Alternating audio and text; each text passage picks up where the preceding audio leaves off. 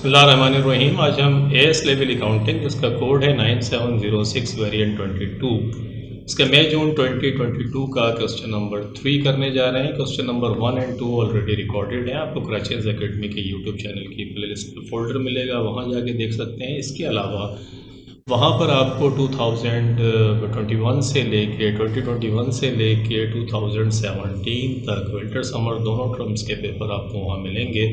और video forms के अंदर इतना रिसोर्स शायद ही किसी और जगह आपको मिले प्रैक्टिस के लिए। तो कीप प्रैक्टिसिंग एंड स्माइलिंग। कोई चीज़ अगर आपको प्रॉब्लम करती है तो कमेंट्स में लिखिएगा। और आज हम क्वेश्चन नंबर 3 से स्टार्ट करते हैं। आपके एग्ज़ाम भी बहुत करीब आ गए हैं, तो प्रैक्टिस तो लाजमी है और ये बिल्कुल लास्ट टर्म का पेपर है, तो इसको ज़रूर करें आप। क्वेश्चन नंबर 3 जो है वो accounting interpretation of financial statement से रिलेट करता है, जिसमें रेशो एनालिसिस आपको आनी चाहिए कि डिफरेंट जो एलिमेंट्स होते हैं उनका रिलेशनशिप क्या है और उससे आपको क्या आप रिजल्ट्स निकालते हैं उससे किसी बिजनेस के मुतालिक। तो लेट्स क्वेश्चन नंबर 3 में कहता है N limited is a trading company. ये ट्रेडिंग कंपनी है। ट्रेडिंग कंपनी का मकसद है कि बस कोई चीज़ लेती है और उस पर अपना प्रॉफिट रख कर आगे बेच देती है। The statement of financial position at 31 December 2021 is as follows. Assets आपको दिए हुए हैं, non current assets at net book value आपको दिया हुआ है, इन्वेंट्री दी हुई है, ट्रेड रिसीवेबल है। उसके बाद इक्विटी, आपको इक्विटी एंड लाइबिलिटीज़। तो इक्विटीज़ आपकी कितनी है? टोटल इक्विटी आपकी 1282 बनती है, शेयर कैपिटल, शेयर प्रीमियम और रिटेंड अर्निंग, टोटल इक्विटी। और लाइबिलिटीज़ में नॉन करंट लाइबिलिटी आपकी जो है वो 2026 के अंदर पे ऑफ करना है 8% डिवेंचर। तो अगर मैं टोटल इक्विटी और टोटल इक्विटी के अंदर अगर मैं डिवेंचर को कहूँगा, नॉन करंट लाइबिलिटी सिर्फ एक ही है आपकी, तो 1282 और प्लस 250, तो इन दोनों को अगर हम प्लस करते हैं तो 1532 बनेगा। ये टोटल आपकी इक्विटी हो गई इंक्लूडिंग नॉन करंट लाइबिलिटीज़। 1532 $1,530,000। उसके बाद करंट लाइबिलिटीज़ हैं आपकी ट्रेड पेबल, बैंक ओवरड्राफ्ट आपको दिया हुआ है, टोटल लाइबिलिटीज़ हैं और total equity and liabilities. The following information is also available. कहता है purchases for the year were 600,000 of which 80% were on credit. के 80% इसका क्रेडिट थी, तो 80% कितना होगा निकाल लें।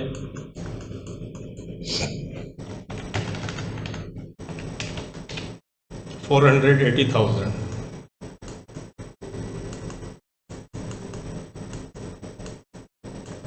उसके बाद कहता है credit sales were 30% of all sales. जितनी भी सेल्स थी उसका 30% क्रेडिट सेल्स थी, वो हमें दी भी नहीं है ऊपर, क्योंकि ऊपर तो स्टेटमेंट ऑफ फाइनेंशियल पोजीशन आपको दिया है, इनकम स्टेटमेंट नहीं है। अगला पढ़ते हैं। The company had a gross profit margin of 40%। The companies gross profit for the year ended 31 December 2021 was 420,000। 420,000 अगर आपका था ग्रॉस प्रॉफिट, तो ये ग्रॉस प्रॉफिट 40% था, टोटल सेल्स था। तो टोटल सेल्स 100 होगी, 100 मल्टीप्लाइड बाई 100 डिवाइडेड बाई ये नंबर 40% है, 40 को आप नीचे रख दें तो आपके पास टोटल सेल्स आ जाएगी 420,000 multiplied by 100 divided by 40, what you get 1,050,000।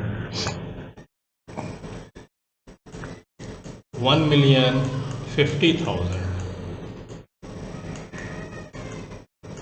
ये आपके पास टोटल सेल्स आ गई। और इसका 30% वो कहता है कि क्रेडिट सेल्स है, तो क्रेडिट सेल्स निकालने हैं। इसका 30% आपने निकाला तो यू गेट 315,000।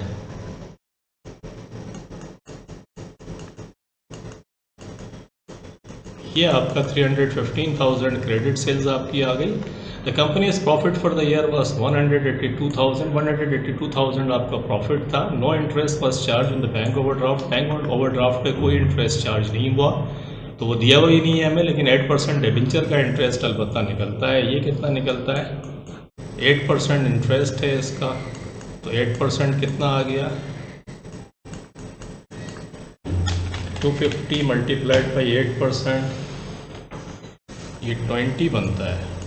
20,000 इसका मकसद है। We are talking about 20,000। 20 है, 20 का मकसद 20,000 है आपका, और 20,000 ये है और the company is profit for the year, profit before interest and taxes, अगर हम टैक्सेस दिए हुए नहीं है सवाल में, प्रॉफिट बिफोर इंटरेस्ट अगर हम निकालना चाहें तो कैसे आएगा, क्योंकि ये भी डिफरेंट रेशो में यूज़ होता है। तो 182,000 के अंदर प्लस कर दें 20,000, 220,000 बनेगा आपका। 182,000 प्लस 20,000, 202,000, 2,02,000। ये आपका profit before interest and taxes दिए हुए नहीं है। ये सिंपल कैलकुलेशन आपने इसके ऊपर थोड़ी करी ताकि आपके पास फिगर्स आ जाएं। फिर आप देखें क्या होता है, कहता है नंबर 1 में कहता है calculate the following ratios for the year ended 31 December 2021, stating the formula use, formula भी बताइए। ट्रेड पेएबल टर्नओवर बताता है आपको कि आपका कितनी दफ़ा आप ट्रेड पेएबल की पेमेंट कर रहे हैं, पेमेंट्स कितनी हो रही है, उसका टर्नओवर कितना है। तो अब इसके लिए क्या करते हैं, इसका फार्मूला मेरे भाई ये होता है कितने दिन लगते हैं ट्रेड पेएबल पे करने में आपको, और डेज़ के अंदर मालूम कर रहे हैं तो टाइम्स नहीं है बल्कि डेज़ हैं, तो डेज़ का मकसद है how many days you take to pay off the trade payable. तो ट्रेड पेएबल इन डेज़ निकालने का फार्मूला होता है, ट्रेड पेएबल को ऊपर रखते हैं, डिवाइड करते हैं क्रेडिट परचेजेस से, multiplied by 365। This is the point. Trade payable याद रखना है इसको कि ट्रेड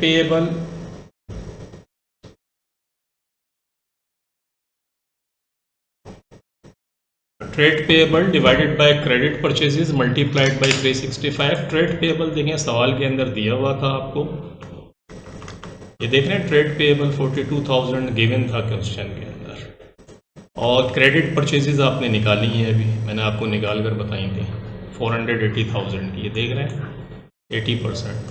तो 42,000 divided by 480,000 multiplied by 365, 32 days लगे। इसका मकसद है you take 32 days to pay off the trade payable. 32 days में आप पे ऑफ करते हैं। अगला पूछता है ट्रेड रिसीवेबल टर्नओवर निकालने। ट्रेड रिसीवेबल टर्नओवर का फार्मूला होता है trade receivable divided by credit sales multiplied by 365। तो ट्रेड पेएबल देखें दिया हुआ है सवाल में आपको, ये ट्रेड रिसीवेबल दिया हुआ है 30,000, क्रेडिट सेल्स मैंने अभी निकाल कर आपको बताई है 315,000 की आपने निकाली थी। तो आपने क्या करा देख रहे हैं 30,000 को डिवाइड कर दिया 315,000 से मल्टीप्लाइड बाई 365, तो 35 डेज़ यानी 35 डेज़ में पैसा आपको मिलता है और 32 डेज़ में आप पे ऑफ कर देते हैं। तो अपेरेंटली तो बहुत स्ट्रेटेजी बहुत ख़राब है कंपनी की। Have you got my point is that कि 32 डेज़ के अंदर आप पे ऑफ कर रहे हैं जिनको पेमेंट करनी है, एंड 35 डेज़ में आप रिसीव कर रहे हैं जिनसे पैसा। तो अपेरेंटली तो बिल्कुल गलत है ना, मतलब होना ही चाहिए कि पैसा पहले आना चाहिए, पेमेंट बाद में करें। तो एनी हाउ अभी तक तो ये आपको लगता है रेशोज़ आपने कैलकुलेट करी। अगला क्या कहता है आपसे, रिटर्न ऑन कैपिटल एम्प्लॉयड। जो कैपिटल एम्प्लॉयड है मैंने आपको देखा होगा, आपने ऊपर देखा था कि मैंने जब क्वेश्चन के अंदर मैंने जो शेयर होल्डर्स इक्विटी थी उसके अंदर मैंने नॉन करंट लाइबिलिटीज़ को प्लस जो करा था और प्लस करके मैंने निकाला था वो जो total capital employed non share holder equity में अगर नॉन करंट लाइबिलिटीज़ को प्लस करें तो जो फिगर आती है उसे कैपिटल एम्प्लॉयड कहते हैं। तो कैपिटल एम्प्लॉयड आपके पास 1532 है, और नेट प्रॉफिट जो आपके पास था वो कितना था, तो मांग आपसे रहा है वो return on capital employed, return on capital. तो रिटर्न ऑन कैपिटल एम्प्लॉयड जब निकालेंगे तो हम कैसे निकालेंगे, नॉर्मली ऑपरेशनल प्रॉफिट को शामिल करते हैं। ऑपरेशनल प्रॉफिट क्या होता है, जो डिबेंचर इंटरेस्ट एंड टैक्स से पहले वाला प्रॉफिट। तो मैंने अभी आपको निकाल कर बताया था कि 202,000 जो हमने निकाला था प्रॉफिट, 2,02,000, 182,000 का प्रॉफिट गिवन था, इसमें डिबेंचर इंटरेस्ट को मैंने ऐड कर लिया था।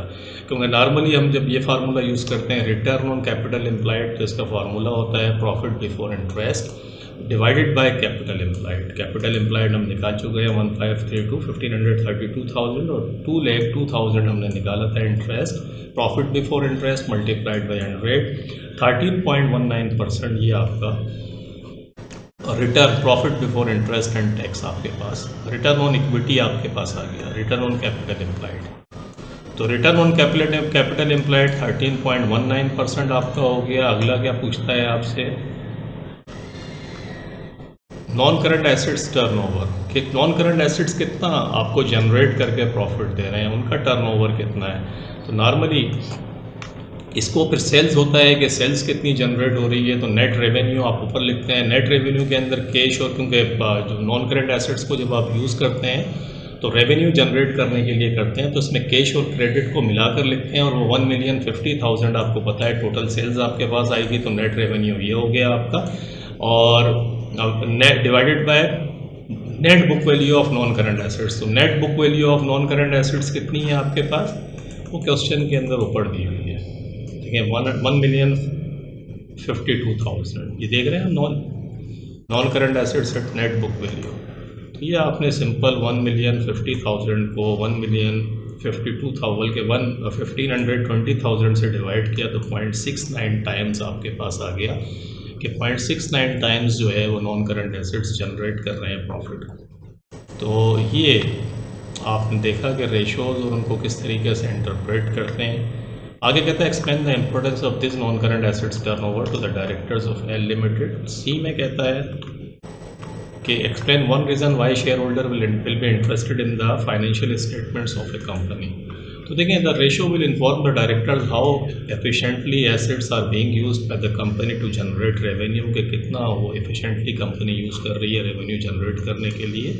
The low ratio is cause of concern for the future growth of the business, कि अगर लो है ये रेशो तो नॉर्मली कंसर्न है कि इसका मतलब है नॉन करंट एसेट्स जो है सही एफिशिएंटली यूज़ नहीं हो रहे हैं और रेवेन्यू जनरेट प्रॉपर नहीं कर रहे हैं।